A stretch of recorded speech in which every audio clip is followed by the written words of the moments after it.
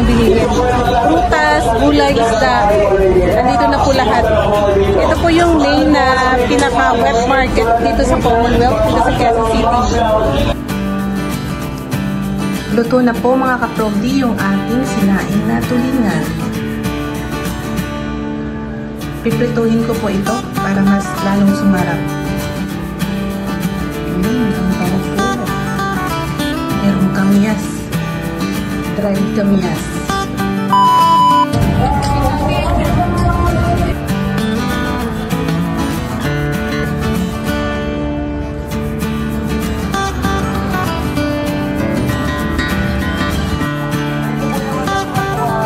Andito tayo na sa Commonwealth Market mga kaprobdi at mamimili tayo ng iba't ibang klase ng isda para po sa ating lulutuin. Tara po mga kaprobdi, samahan niya akong mamili. Uy! Daming ibon!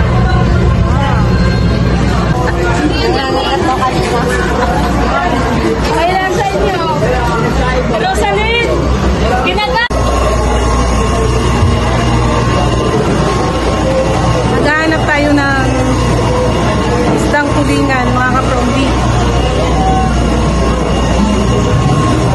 Hanap tayo. Eto, may nakita na tayo. Mamimili tayo ng isda. Hi! Shout out po. Ano po pangalan nito yan? Isko. Isko and Ryan. Thank you po. Tapos na akong bumili. Nakapili na tayo ng iba't ibang isda mga kaprobdi. Paakyat na tayo dito sa may dry section tayo.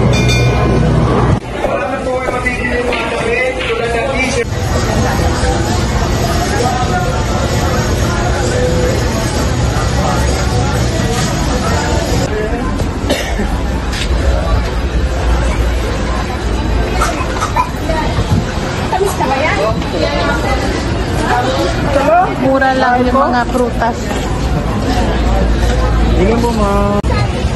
Ngayon pipili tayo ng bibili nating melon. May mili tayo melon tsaka pakwan. Pipili tayo mga kaprobdi. Ito po yung nagustuhan ko dito sa Commonwealth Market kasi kumpleto po talaga lahat ng bilihin. Prutas, gulay, isda, nandito na po lahat. Ito po yung main na pinaka-wet market dito sa Commonwealth, dito sa Quezon City. An eternity later. Bali yung ating isdang sinaing mga kaprobdi, lalagyan natin ito ng maraming asin muna. Hiwa-hiwain natin yung gitna para po manuot yung lasa doon. Sarap din kasi ng sinaing na tulingan mga kaprobdi.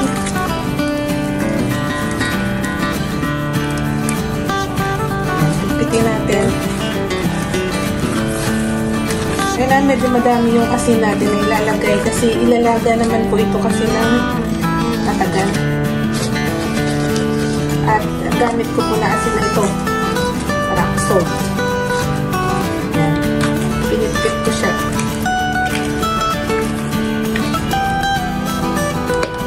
Ito na yung kalabasan niya.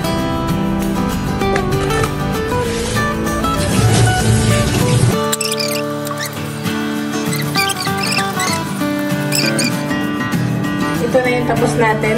So, naasinan na yan. Marami tayong kahoy sa taas mga kaprobdi, kaya doon po natin siya lulutuin. At para maubos din yung ating kahoy doon. Doon sa mga previous vlog ko po ay doon po tayo nagluluto.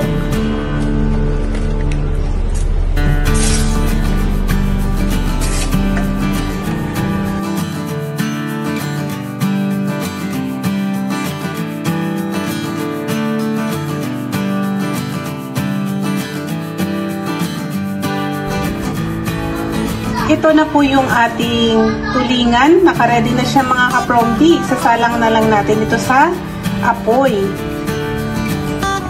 Lalagyan na lang natin ito ng tubig.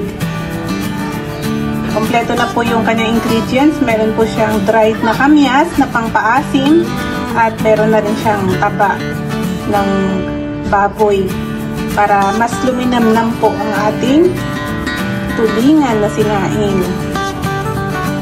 Po natin ito mga kaprobdi na isang basong suka.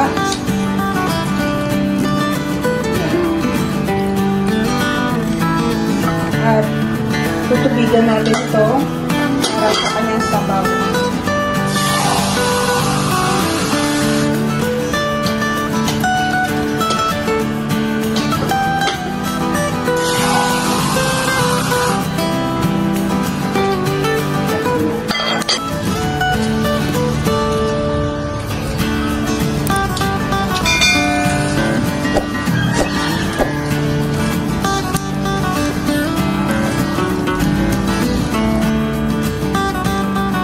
Luto na po mga kapromdi yung ating sinaing na tulingan. Piprituhin ko po ito para mas lalong sumarap. Ang bango po. Merong kamyas. Dried kamyas. Kain na tayo mga kapromdi. Ito na yung ating, ito yung prito ko to na sinaing na tulingan. Ito naman yung hindi. May dahon pa ng saging. At meron tayo ditong atsara at ampalaya. Ginisang ampalaya. Gulay isda po muna tayo. Saka itong ating melon.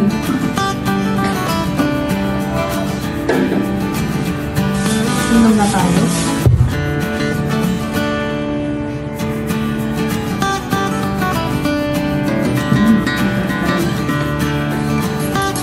Mga kapromdi, sinaing na tulingan.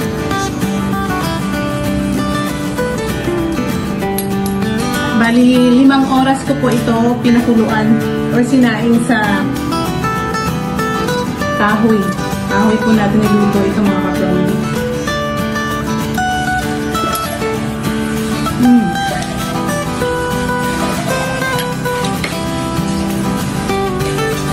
Batala.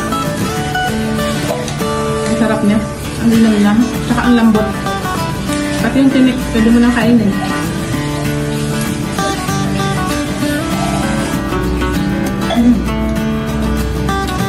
May laman palang melon yun. Melon juice.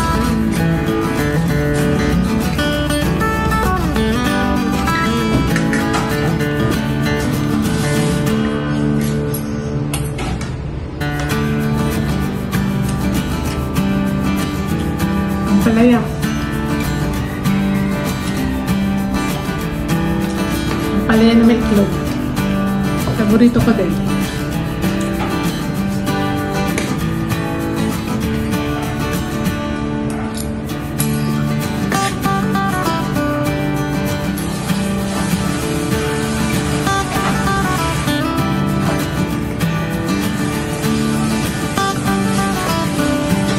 Bawal muna karne nyo yung mga kapromdi. Gulay isda muna tayo.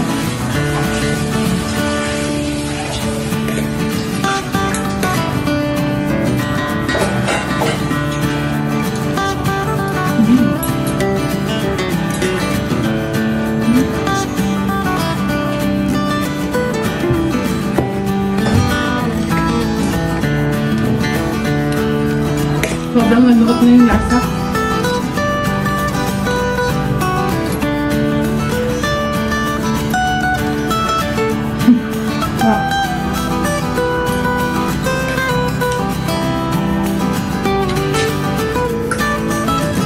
At itong ginisang ampalaya, ito yung bunga po ng ampalaya, tiyanin sa taas.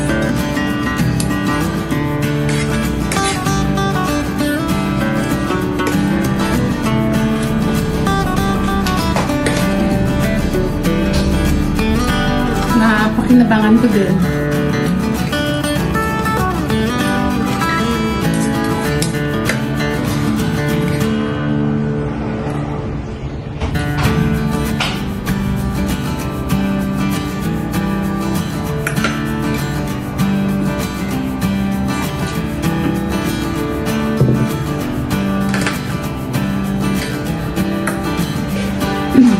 Atsara po yan. Papayang atsara.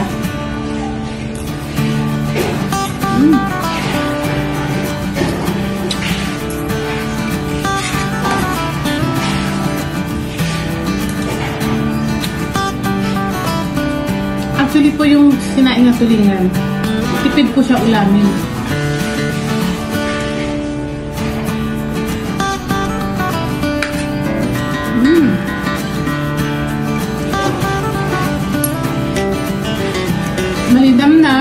medyo maasim-asim. Tsaka yung smoky flavor talaga nandun.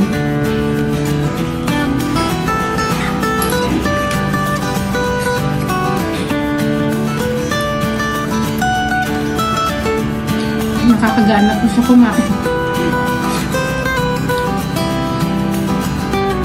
Hindi naman po kasi ito nasisira ng yung itong sinaing na tulingan. I-ref mo lang siya, tapos papituhin ulit. Sarap pa rin siya.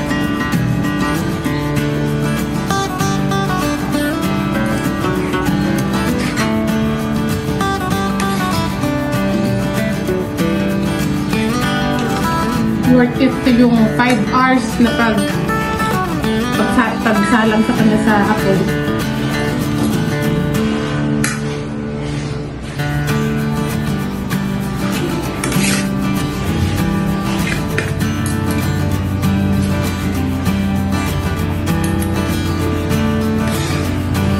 Kamyas.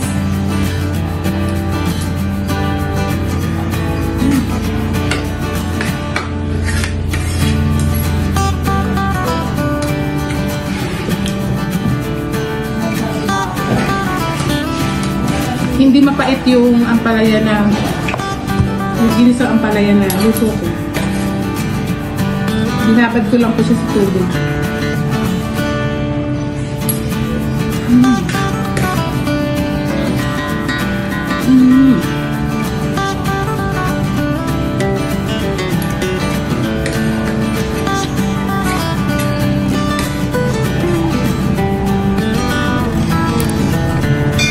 Iba talaga pag fresh yung gulay na niluluto mo. Kasi juicy talaga siya. Tapos maluto.